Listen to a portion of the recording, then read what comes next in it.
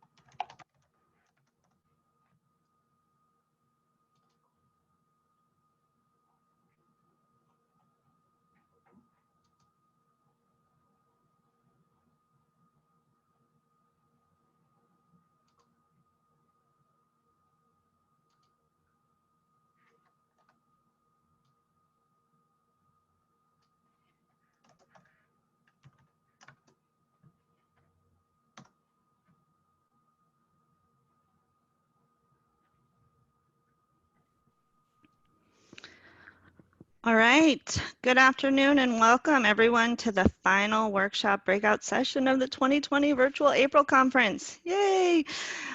Social media outreach starts with a plan.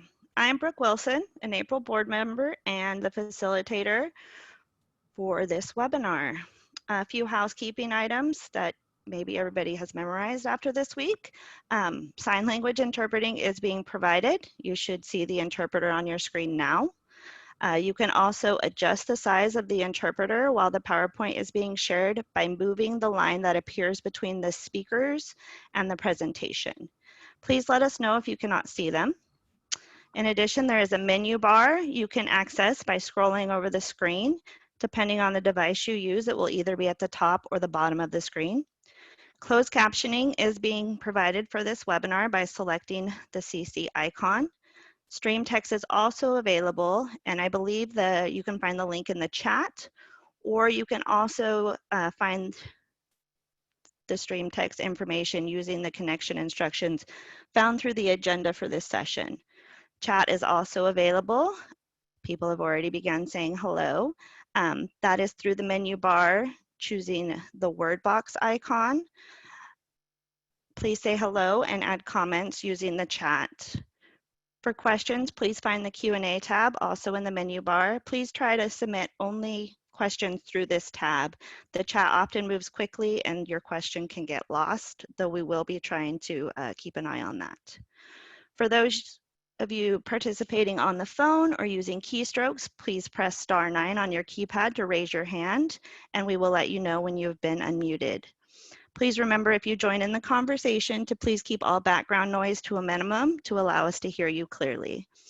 And with that, again, welcome, and I will turn it over to Michelle West, our presenter for Social Media Outreach Starts with a Plan. Hi, everybody, and thanks so much. I know it's at the end of the conference, and that can sometimes be rough, but thanks for showing up. We're going to go over Social Media Outreach Starts with a Plan. So we're going to go over specifically how to plan for social media. As it applies to rural areas, there are some differentiators. It's more on learning what your rural audience wants to hear from you in social media. So we'll touch on that a little bit, but really planning for social media applies to whether you're in the big city or whether you're rural. So I just want to touch on that since we are meeting, for rural communities. So let's get started. All right, today our agenda is we're going to talk about what is social media very briefly, because we probably already know, what goes into a social media plan, And then we'll go into Q&A if, yeah, I took that off, sorry. We'll go into Q&A if we have time. I will be doing audio descriptions, and so we may be really tight on time with that. And for that reason, you can put Q&As in the box, and I will get back to everybody afterwards if we don't have sufficient time at the end. All right, so pictured here is an image of a man relaxing on a hammock looking at a smartphone with social media on it. What is social media? They are interactive computer-based technologies that facilitate the sharing of content through virtual networks and communities. Real technical, but we all know what it is: Facebook, Instagram, YouTube, LinkedIn. And it's part of a larger picture. So let me show you what I mean by that. Now there are, for image descriptions on this one that's about to show, there are some slides that have way too much content to cover fully reading or describing. And the point of those slides is to display how visual social media is and how complex it is. So if you'd like to read this slide deck in its entirety or access the alt text for every graphic, the slide deck is available on April's site. But I will make a little note when there's just way too much for anyone to read succinctly when they see it or to audio describe, then I will, I'll mention that. And this is one of them. This is a chart of marketing communications. At the bottom is a circle and it says strategy, and going on up is branding, marketing, public relations, digital, and internal agency. Standing to the right and left are the sub areas of marketing. So those main areas of marketing are what we call marketing communications. And social media, you'll see, is a sub area of the digital area of marketing. So marketing's the big department that you might have at your center.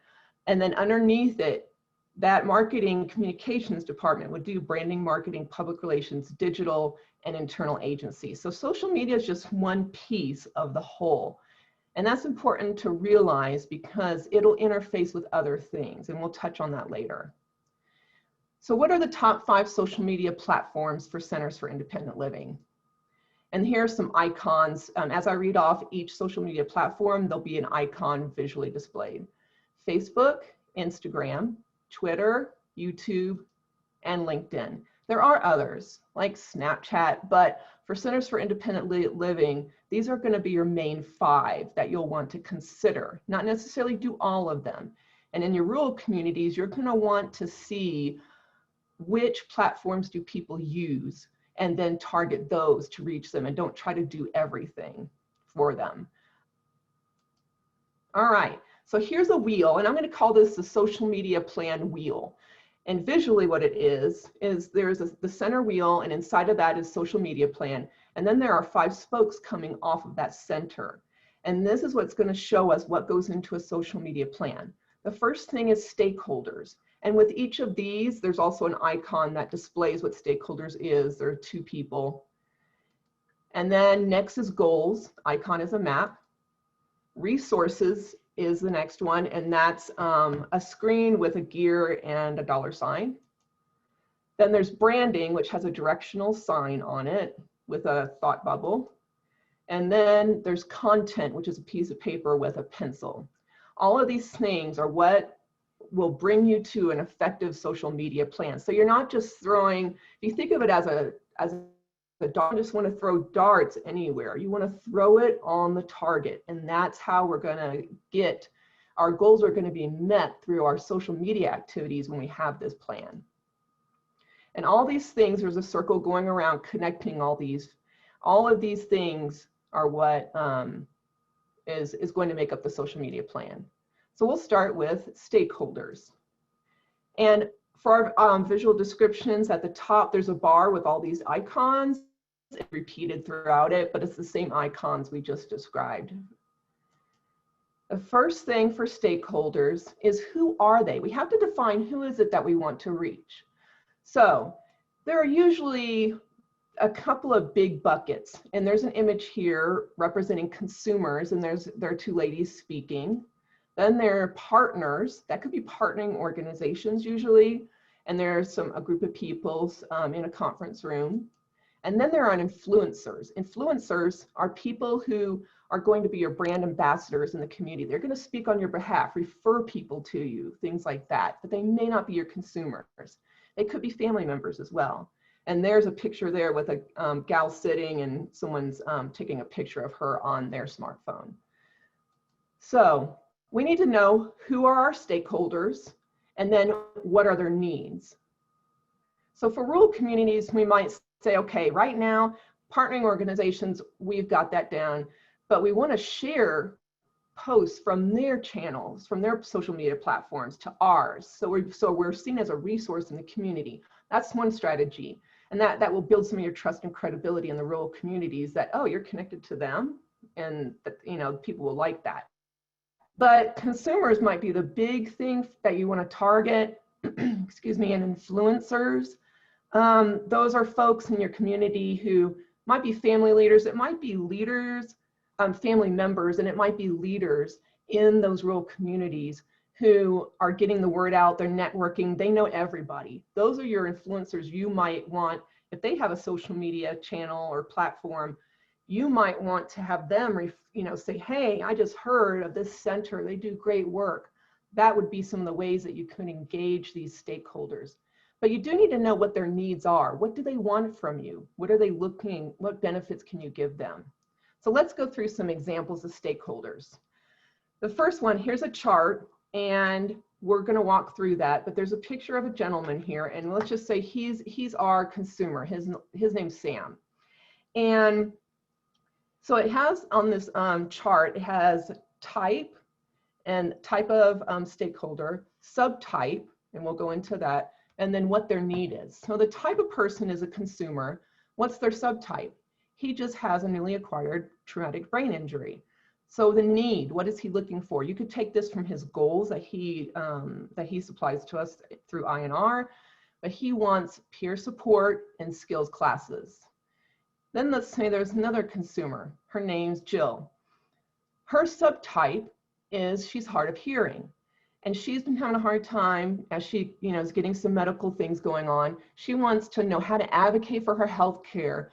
And she also has learned there's some assistive technology that will help her. So this is an example of how we learn about who our stakeholders are and what their needs are. And these all should come from your marketing strategy. If you remember that marketing communications chart that we had earlier, our strategy is going to also look at who are our audiences that we're trying to reach. So if you don't have a marketing strategy, this is a plug, please one, because just like you want to have a plan for social media, you want to have a plan for the bigger whole of marketing. All right, so we're back at the wheel, and the next thing is goals. Excuse me. For goals, what do your stakeholders want? We talked about what they needed. That's different than what they want sometimes. And sometimes you have to dig deep. And then what do you want them to do? And how are you going to accomplish both? Okay, so stakeholders want / need, if they're different. And then what do you want them to do? And then how are you going to meld the two? So let's look at how we figure this out.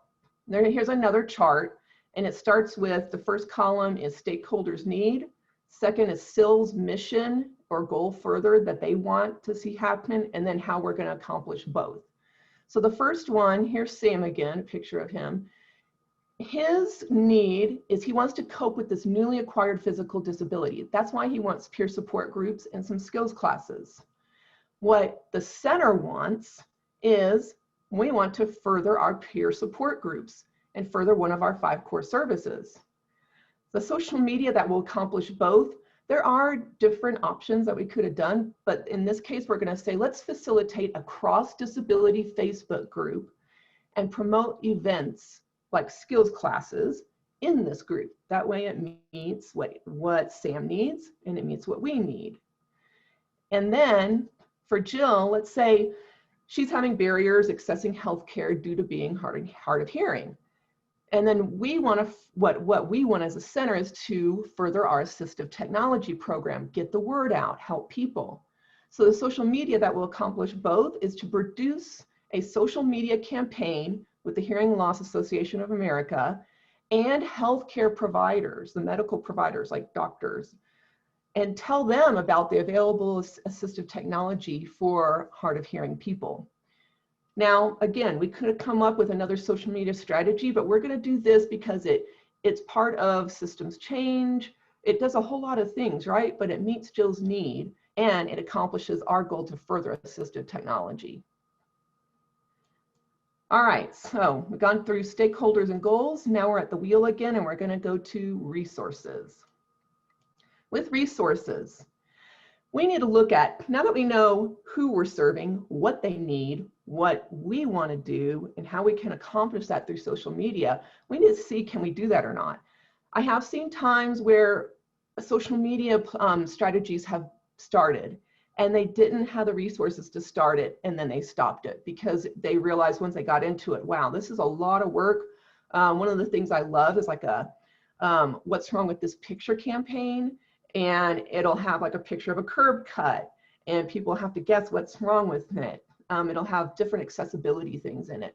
And so things like that are a great idea, but then you get into it and you realize, wow, I have to know all these ADA standards, then find pictures in the community that represent it. I have to find places where it's legal for me to take a picture of them and post it on there and have them as the bad poster child of, not being accessible. And then that runs into problems because, wait, they're community members and I don't want to get on their bad side, but yet I want to further this, get things right in my community. So you can see how it gets really complicated. What the simple idea is gets so complicated. So that's why you have to look at resources, because it might look easy on the surface, but dig a little deeper to see if you can do it so you're not wasting time and you're spending time on the things that can reach your goals and meet your consumers' needs. All right, so with that being said, what can you sustain long term? You need to look at the time that it takes to do it. You know, look at the talent. Do you have the people in-house? Let's use the example of the, ADA standards social media campaign. What's accessible, what's not in the community. Do we have the talent to do that? Do we have a photographer? And also, do we have the money for the equipment it will take to get, let's say, to get the camera or the editing software to do that? And then platforms. This is usually an easy one with social media, luckily, because they're all free. So yeah, we probably have access to the platforms. Excuse me. And then assets. Do we have, let's say in this example, photos? The assets would be photos. It could also be content and experts who could speak to accessibility. And then we also, of course, have to look at marketing. Is there a way to get this out in the community? Because if we start this great campaign, let's say we add a hashtag to it and we try to really get people to be interested and add their own examples in there. Do we have the ability to market it? Do we have the staff to? Because if no one knows it exists, it's probably not going to catch on. And then at the end, can we measure it? I think with everything, this is a media plan or marketing strategy, or even going higher to your center's a strategic plan. You have to have a measure at the end, because why have a goal if you don't have a measure? You want to make sure you've met your goal, and then you have to have some kind of measure to it. In social media, that would be analytics. And in the back end of your social media platforms, there will be analytics, and you can look at that and see how many people are interacting with this hashtag if you tend to do it that way. That would be a way to measure it. And so you just have to look at some way to measure it to know if you're hitting your goal. All right, here's a resources example. At the top, there's another chart, but at the top, I've just reiterated all those things that we just went through. On the first column is the social media goal. Second column, resources needed. Third, resources availability. And the fourth is the status. So let's walk through this. We only have one social media goal, and this is for Sam's need. Here's our consumer again. We're going to facilitate a cross-disability Facebook group in his rural area, and promote events like skills classes in that group. All right, resources needed. We have 5 things down here. And then what we have is the next column that says resources availability. And the first resources needed is, do we have time for qualified staff to facilitate? The availability, our peer support is maxed out. So the status, that's when we put a status in there, we say no, we don't have that. Next, we want the Facebook group to have live streaming. Wouldn't that be great? We just tell people come at this time and it's live. Do we have the available resources? Well, the hardware with the internet is at the office for staff, not in the rural area. So, okay. And then not all consumers have the ability to live stream. They might be on dial-up still. So the status is a question mark, meaning we need to look into this. Next, we need staff to promote events on Facebook. Do we have the resources available? The knowledge set doesn't exist among our center staff right now. So that's a question mark because we think we might be able to get that knowledge. All right, 4th one, promote via email, flyers, and papers. Resources available. Staff has the skills and resources to complete this. They've done it before, so status is yes. And then the last one is we have to measure the effectiveness of the group and event attendance. And resources availability, the staff is knowledgeable and the hardware is available for online and paper surveys. We've done this before, so we're going to put a yes. So you can see at the end of this, you look at the status column here. We have 2 yeses, 2 question marks, 1 no. All right, let's get the answers to the 2 question marks. And then on the no, that's a big no that we don't have peer qualified staff to facilitate.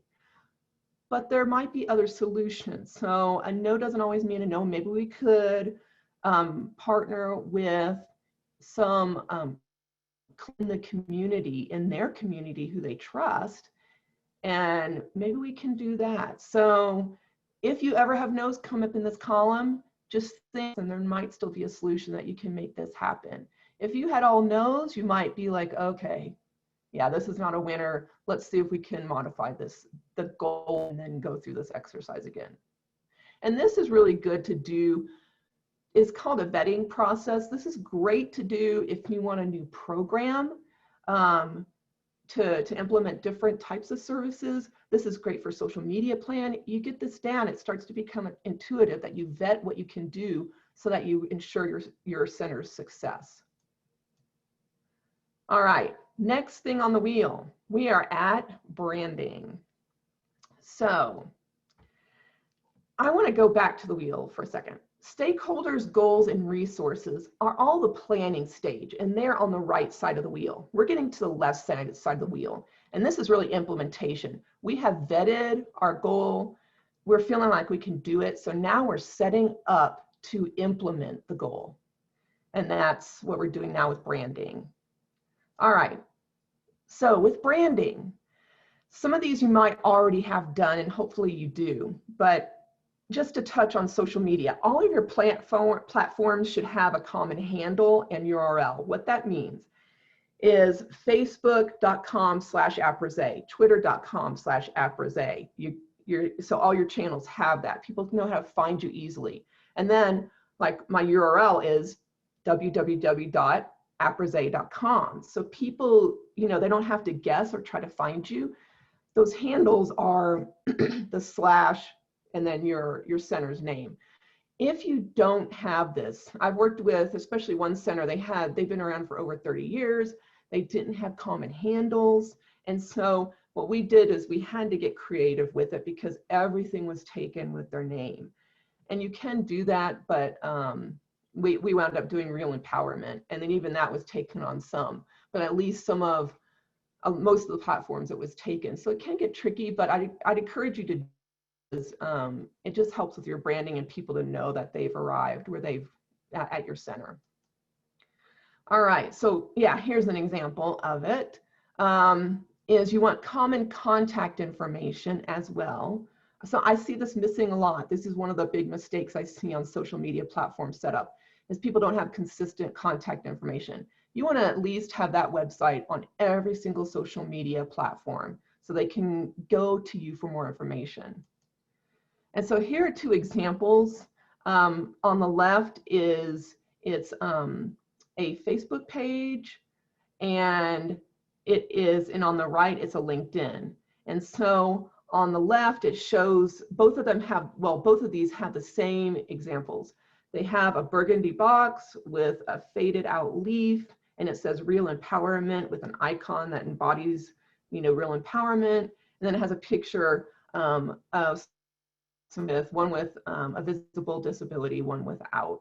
And then on the LinkedIn, same thing, same kind of burgundy box with the faded leaf, picture of someone who is using a wheelchair, and she's in an office setting. So you see how with LinkedIn, she's in an office setting. It's appropriate for the platform. For Facebook, we're living life. We love it. The picture is of a man with his arms spread open on a hill, and his child next to him is happy too, with rollerblades. And so you have to make that feel of your brand resonate with the people, with what the audience is on that platform for. And then also we have the common profile picture of the leaf, the two colored leaf here, icon. So that's something that you want to do. You want it to be where there's some distinction based on the platform, like with the photos, but you want people to see, oh yeah, I'm here at the Independence Center, and they see that at both places. And that's what we call a consistent visual style. All right, so that's branding. Once you get all of your platforms set up like that, then we go to content. We're writing the content, the posts that we're going to put as part of this plan. So with content, the posts, we need to be concerned about how we're writing posts. Do we want it a conversational style, but not too casual? Because sometimes I've heard that from some centers that, wow, I have a team of people doing social media and they're not all speaking the same way. One is really, really casual in ways that I'm not comfortable with, they may say. And then others are very technical and professional. You want to get sort of the same kind of voice and get all your folks who are on your team, if you have multiple people doing it, get them all on the same page. And there are different types of posts. You can share different posts from your partnering organizations. I really highly suggest this, especially in rural communities, because it builds that trust and credibility that, oh, okay, I trust this clinic over here, and you're sharing their post. Oh, okay, y'all are partnering organizations. That's great. I trust you more. And then you can promote your services on there. That's another type of post. You want to create posts also that are value-added content. You might want to start, this is one of the things I love to do as well, is disability awareness or disability etiquette series, and say, things like, did you know? If you're speaking to someone who's using American Sign Language and they have an interpreter, you speak to the person, you make eye contact with the person who is deaf, not the interpreter. It's things like that, because then people see you as a resource that they're like, wow, I didn't know that. And also it helps the folks in your community to have more accessibility, or also to have just better communication, like in that instance. And here are some different types. We've talked about share, we've talked about promote. Creating is the disability awareness. The curating could be, let's say your state association has some really good content. Curating could be bringing content from what they have, and you're not necessarily sharing a direct post from their page, but you're curating that information and you're saying, hey, here's some great information on assistive technology. Go to our associations page and you link to it from that, and you might have other resources. So you're a curator, sort of like in a gallery, how if you have the curator of a gallery, art gallery, would take in lots of different art pieces from different artists and show it in one room. That's what you want to do, because the way I see this is social media in the curating form, or those types of posts, is like INR. So people come to us for INR and they want to learn about resources in the community and how we can help them. That's what you're doing for INR via social media. So if you think of it that way. And again, the sharing, that distinction is you're sharing from, directly sharing that post from that person's page to yours.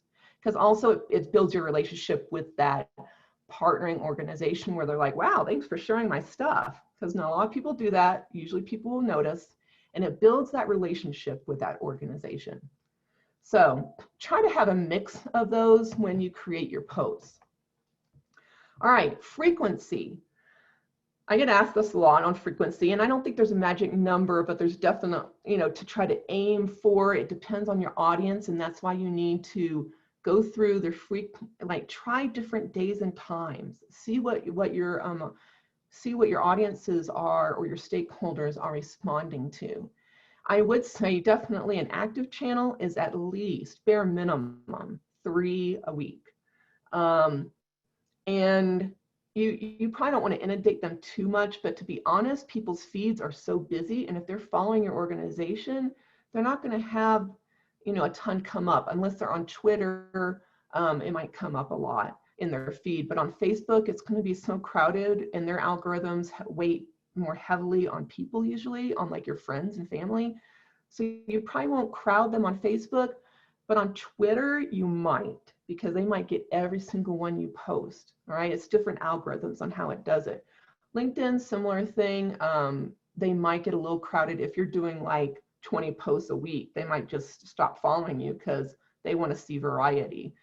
So again, look at your analytics, try different things. Maybe you want to start to aim for 5 posts a week, and then do that for about 2 to 3 months, and then go back, look at your analytics for that, for Facebook or in Twitter, whichever one you're trying, and then see where people are responding. If you have memes or quotes that you use and people love those, then you'll want to do more of those and weight it more heavily.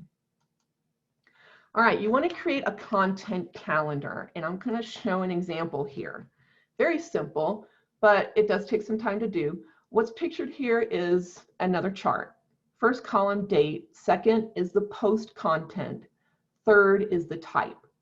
So we went through those 4 types: the create, share, promote, and curate.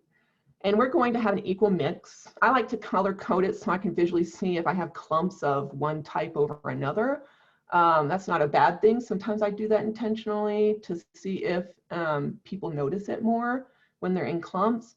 But you want to do the date that you're posting in the first column. In the post, you want to write the post, and then you want to put the link in there of wherever you're linking to. And you do normally want to have some call to action in your post. So like if you're saying you have a peer support group in a rural community, you're going to want to not just say, hey, we have a peer support group in our community. Here's the flyer. I'm going to attach that as the image, and oops, half of that's going to be cut off. Not good. And then I'm just going to say that. No, you're going to want to put, hey, come join us, some call to action. Join us for a cross disability peer group, and this is what it means. And then you're going to want to have a link to something else, some call to action. RSVP here, or to learn more, go to our website. You want to always try to engage them to the next step so that they learn more about what you have to offer. But you'll want to make this calendar out. You can do it about a month at a time to start. You do it for a month. You have this mix. You're being strategic and planning about it. Then after a month, you look at your analytics and you see which ones have hit and not, and then you can adjust accordingly. Nice thing is on this, there will be some evergreen posts, meaning they're posts that you could use again, and you save those and you use them in the future. I wouldn't do it. I would wait at least 6 months before you go reposting something, but because all of our social media feeds are so inundated, they're probably not going to recognize, oh, wow, I saw that 6 months ago, right? So, and if they do, it means it made a big impact on them. So it's probably not bad for them to see it again. So I wouldn't worry about that. All right, posts. You want them to be visual. And you definitely want to do alt text for those who are not able to see the visual aspect of it. But social media by nature is so visual. And in that huge feed that you're going to see, people need something to pique their interest. And yeah, we mentioned alt text. I know there's some talk out there about image description versus alt text. I have met with an ADA center, in our state, and we tried to research and go around to different ADA centers and different universities to see, image descriptions coming up a lot. And it might win over alt text eventually, but right now the standard from what our research has shown is that alt text is still, if it's available, is what they're recommending. And but yeah, when alt text is not available, then definitely use image description. Or if you start getting feedback from your folks who are using screen readers, then of course that would be reason to change. All right, so this is going to be a very visual slide. I'm going to give some brief descriptions. Again, the alt text on the PowerPoint on the April website is going to have full descriptions because we're going to blast through this. But these are different types of posts you can do that are visual in nature. Videos. And this is a picture of a gentleman using a wheelchair who's on a stage at a TED conference talking.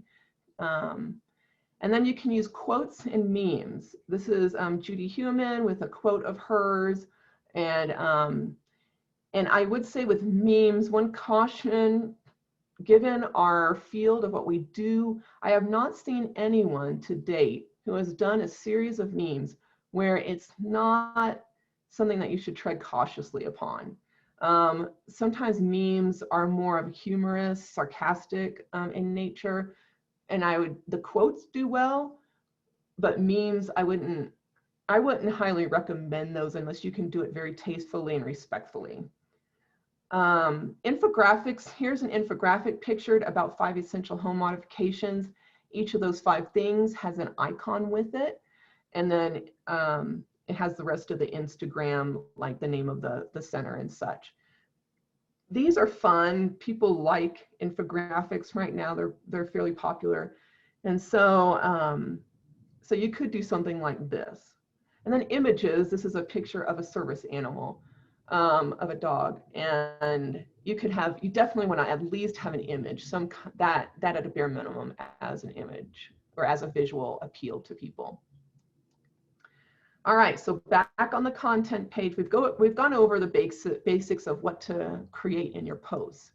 There are some other options besides posts, and those are groups. Here's a picture of 3 gentlemen sitting around computers laughing. So those are like mostly on Facebook groups you could have. And so we mentioned that as one of our goals for SAM, our consumer, that we're going to start a cross-disability peer support group. You could do that in this time of COVID, have a Facebook group. There's one center I've been involved with where we did a caregiver group because they had a home care agency.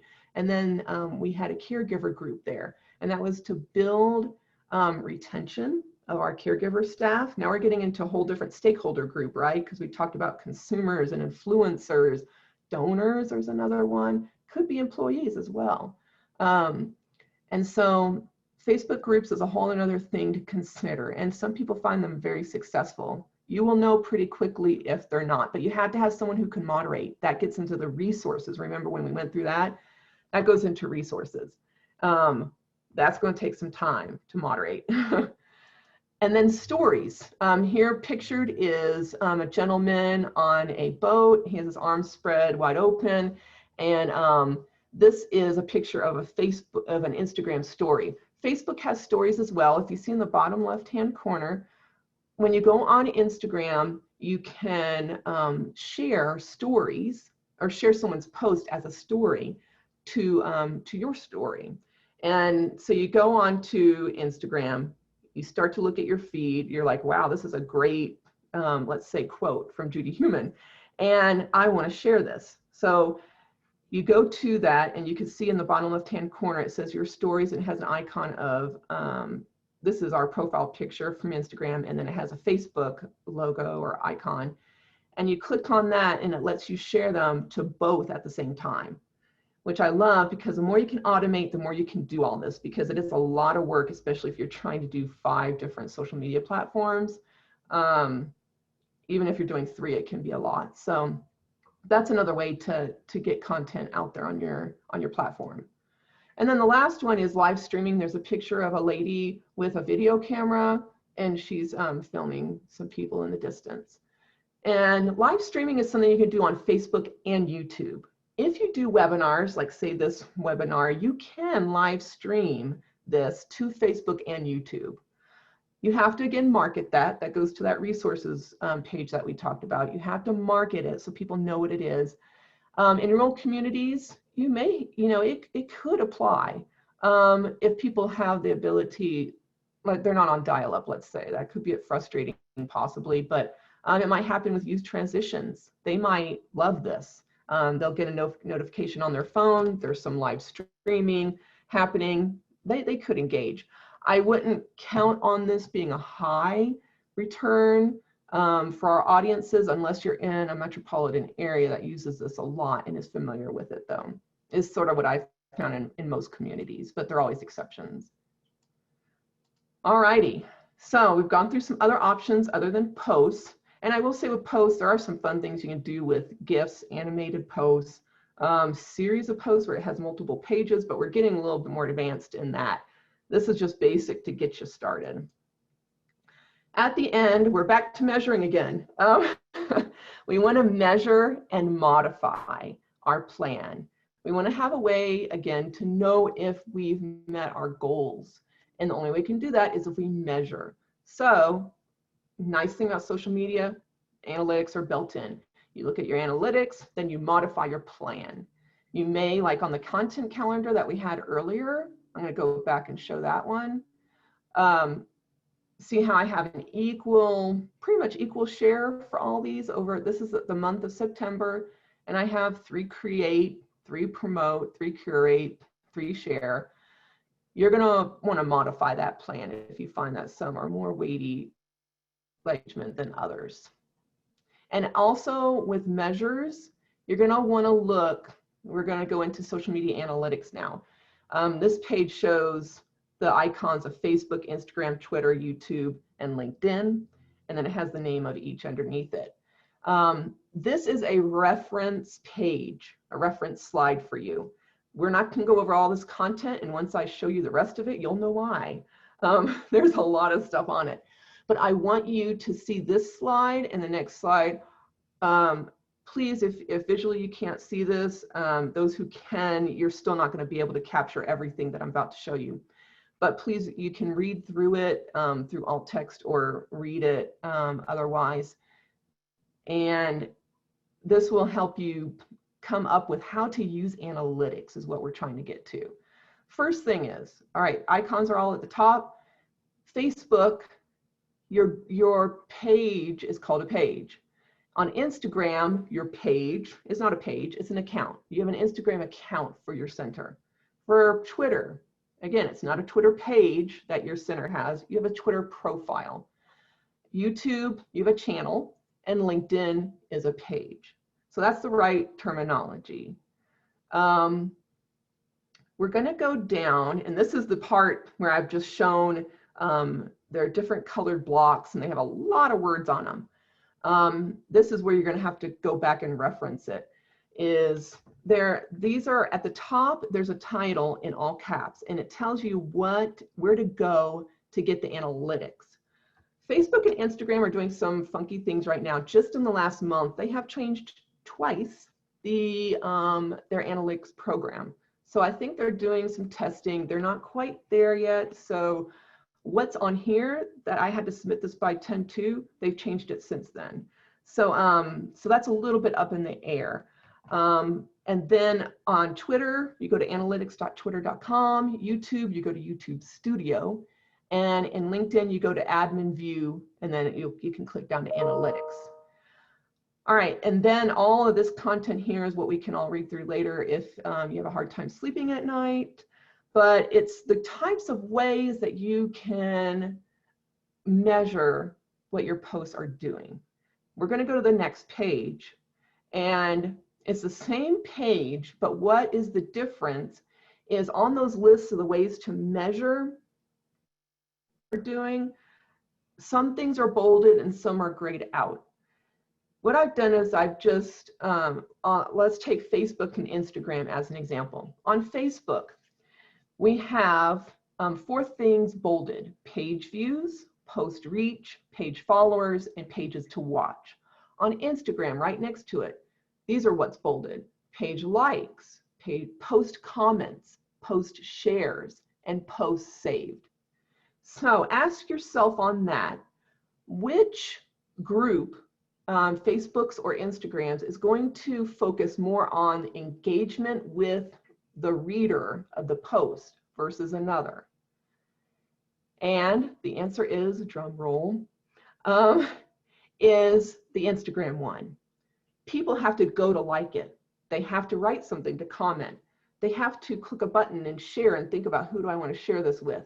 If they save a post, it means they want to go back and reference it later. Those are all signs of engagement. That's what you want to measure. Versus Facebook, page views. That has a lot of things that could throw it off. A lot of factors that could throw it off. Post reach, well, that's just showing how many people might have seen it. Page followers, a lot of people may click on it, never see your post again in their feed. And pages to watch, you know, that there's some interest there, but it's not like engagement, people engaging with your post. So those are the things when you go to analytics and you see this whole long list of things that you could use to determine who's engaging with what. Try to look at those things, and I would just encourage you to look at 4 things, because otherwise it can look pretty overwhelming. And then that's how you can measure if your posts are being effective or not. And just as a note, if you do go to this and reference it later, these that I've bolded don't necessarily mean that I suggest those. It's just they're each an example of either engagement or non-engagement, or less engagement, let's say. All right, given your findings, you modify your social media plan. So, all right, content, we're on that page again. Everything's grayed out except for measure and modify is bolded, just so that you make sure that you keep. Social media is an evolution. It's not just, okay, I'm just going to post stuff, don't really know what I'm posting. Someone came and gave me stuff here, I'm going to slap this up and that. It's not, all the energy that you're spending doing that is not going to give you necessarily what you're looking for. So make sure that you really spend time to make this a process. And once you have it down and you've done it a couple of times, you're going to get to know your audience. They do change though, because at one center where I was for about 6 years, when we did some of this, the first year, after the first year of doing social media, it was different 4 years later, extremely shockingly different. Our audience, our consumers, their behavior patterns changed, and people will, as the information age changes, you know, we're evolving, and people's tastes evolve as well. And also their understanding evolves, because we did a lot of advocacy in that community, and I'm telling you, it changed people's, what they were wanting to consume on our platform. So that's why it's really essential to do this. All right, and once again, here's this graph that has the pie chart of the 4 different types of posts. And you can see after you modify, this pie chart has changed. It was 4 equal parts. And now let's just say our create posts showed us through analytics that's what people were wanting more. So we reduced the pie slices of the others a little bit. All right, so for the agenda, we went over what is social media and what goes into a social media plan. And we talked about how social media is part of the larger picture of marketing communications.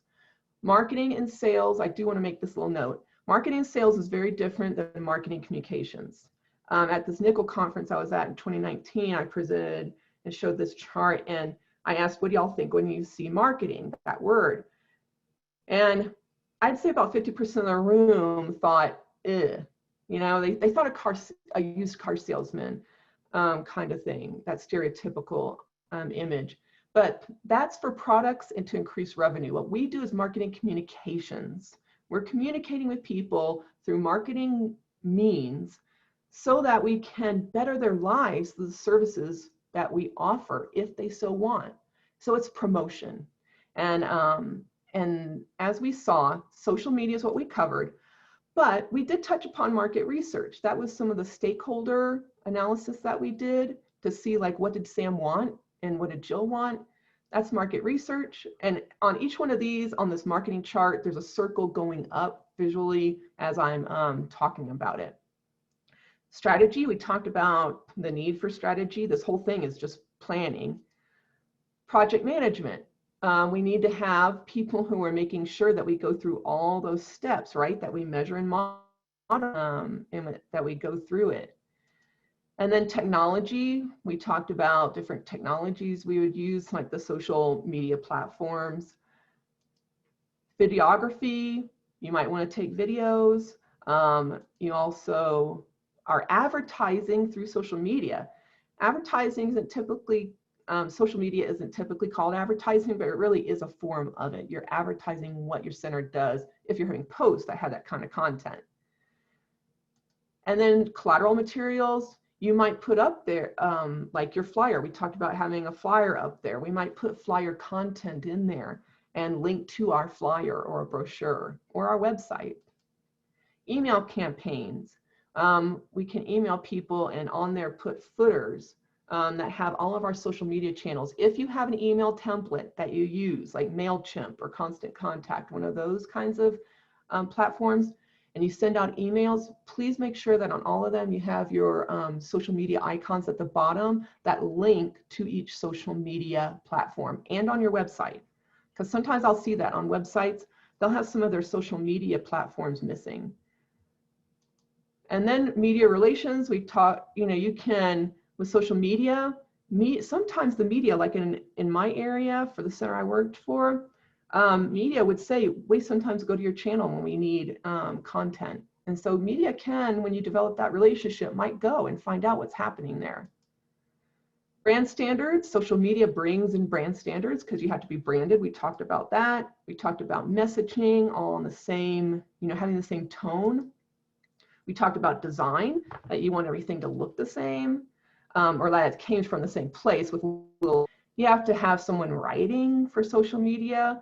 So if you go into this whole chart, you can see all the circles that social media encompasses. So yes, we covered just social media, but look at everything that social media brings together. And that's why I want you to think of social media as part of it's just one part of a larger picture of marketing communications, because on here, if you have social media posts that you've written about, why not put it on your blog? If you have, or you could put your blog article on social media. This is what I call repurposing. All of this material, all of this effort that you're spending on social media, you might think, my God, it's so much time. It is. But can you repurpose that content somewhere else? Can you take your blog post and put it on social media? Can you put your newsletter, each article, on social media as a post? Can you use it to advertise events? Yes. So it's a web, and that's what marketing communications is. All right. So I am happy to say we have a few minutes for Q&A. And yeah. And we have a few questions. Yay. So the first one is from April. It says, do you have tips and resources on how social media admins who are screen reader users can better plan? The calendar idea might be able to be done in a spreadsheet, but color coordinating is visual. Also, organizing visual content such as photos and memes is a true challenge for me. Absolutely, I can see that. So let's aim at the chart first. With the chart, on that chart, the first column's date, the second is post, the third is the type of post. The color coding isn't necessary because you have that third column that tells you the type of post. The color coding is just for people who want to look at that and just maybe visually see the mix. And so, but you can still see the mix of, let's say you have 3 posts a week times 4 weeks, then you've got 12 posts. And so as you're going through, let's say using a screen reader, you can see, oh wait, I'm hearing on this third column, curate, curate, curate in a row. Well, I want to mix this up and mix it up that way. And then, can you repeat the second part of the question? It's about image, more visual, like photos, how to... Organizing visual content such as photos and memes is a true challenge. So the first thing that comes to mind is Adobe Creative Cloud. So when we talk about technology in this chart, one of the areas, sub areas of internal agency is technology. There is nonprofit pricing, which is extremely affordable compared to what it used to be for Adobe Creative Cloud. It used to be called Adobe Creative Suite when they used to have disks and so to get your software. So Adobe Creative Cloud is the standard for doing anything marketing. So if you're going to do a lot of photos where you're editing photos, you're going to want Photoshop. They have Photoshop. They also have this thing called Bridge, Adobe Bridge, and it organizes photos and visual, assets you have, visual digital assets that you have. And it is just organization on steroids for visual assets and digital assets. So that would be the first one if you have that program. If not, and you're doing any kind of marketing stuff, I would highly suggest you invest in Adobe Creative Cloud. There are some free trainings on, well, depends on where you're at. Lynda.com used to, I can get it through my library, for example. Some libraries have it for free. But there are some tutorials they have on adobe.com where you can learn it. There's a little bit of a learning curve, but it will just shave off time that you spend on your marketing efforts if you have that, like newsletters, if you're doing it in Publisher. InDesign is on steroids, and it makes it so much easier once you learn how to do it, or have someone set up a template, teach you how, and then it'll make your life so much easier. All right, 2 more questions in 6 minutes. All right. This one is also from April. We tried MailChimp at our center and found the platform inaccessible for screen reader users. Do you know if Constant Contact is more screen reader friendly? I am not sure about that. I know Constant Contact is going to cost more. So, yeah, what I would do is advocate with MailChimp on that one and let them know that it's not accessible and ask them to make it accessible. It is one of the standard ones that's better, that has a free version. There are a couple others who have free versions, so I would research that. But Constant Contact, I know a lot of nonprofits, we don't use it because of the higher cost. All right, and our final question is from David. Hi, my name is David and work for a center in Salina, Kansas. We do a Facebook Live every Friday, but we have not figured out how to incorporate closed captioning. I have found links in YouTube videos for tips without success. Do you have any tips? Yeah, for the live streaming, that some platforms are not caught up on that yet. Even with webinars, I've noticed, some webinar platforms are better than others, and I've had to switch just because of that. They're evolving, and so if right now they're not working for you, I would continue back, because I know Google and Zoom, they're making a lot of changes to try to compete with each other, and so they might come up to speed on that. That's another advocacy point, because these technologies, until they start hearing from people that these are issues, they may not put money towards it. Like Zoom started putting, and Google Meet especially, put some solutions to captioning up there because of the demand. And so that's what I would suggest doing it, just because little old us, we don't have any control over Facebook, but we can advocate for it and remind them of the ADA and what their obligations are to provide that. There might be some plugins. I don't believe there are. YouTube might be better than Facebook because YouTube is owned by Google, and Google is really trying to get some captioning up, and they've made some great strides on Google Meet. So so I would look at maybe using YouTube more, unless you have that Facebook group, then it's more an advocacy thing that we have to keep plugging along at. Great, thank you, Michelle. A wealth of information on social media. Again, her PowerPoint is available on the April conference website. David did a follow-up. It appears possible for YouTube videos, just not figuring out how to do that. I will keep trying, and thanks. Just want to remind everyone to participate in the survey. There is a link in the chat, and usually when you leave this meeting, it will automatically show up as well. So thank you all so much. Thank you, everybody, for showing up.